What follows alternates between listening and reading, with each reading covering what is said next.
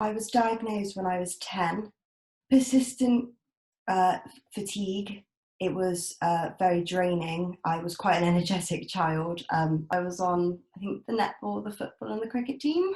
That was a massive change, going from doing something every single day to nothing at all. I have no concentration at all. I get quite bad brain fog. I'm quite a bit of a book nerd.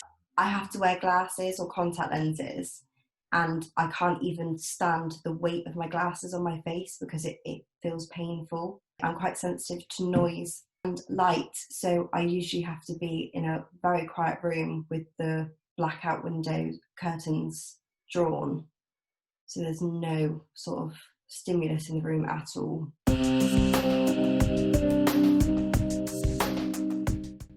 People's lives are devastated by this disease, more debilitating. It affects people more profoundly than nearly any other disease, including many cancers, multiple sclerosis, etc. The pain it changes throughout the day. I'll wake up sometimes in a lot of pain and then I know that that's going to be a bad day.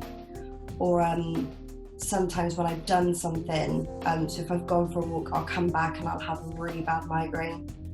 But yeah, I am in pain every day with a migraine or a stomachache. My glands are up today.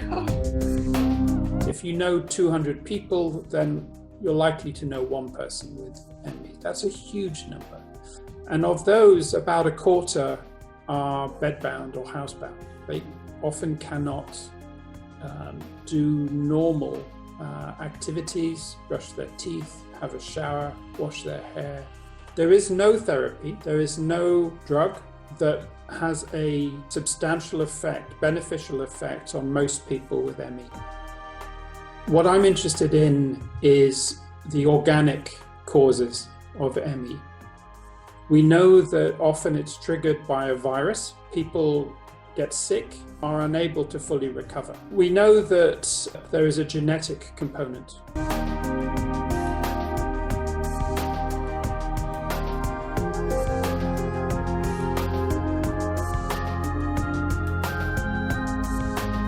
We hope that COVID does not, but it might, generate huge numbers of new people with a diagnosis of ME.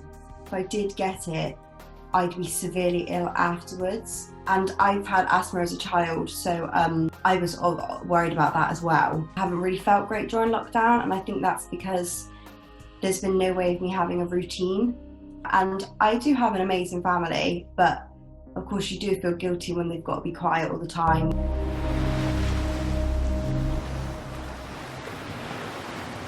I have to just pace myself, make sure I do the same amount of high energy hours, they call it, a day, to make sure that I have the same structure every day.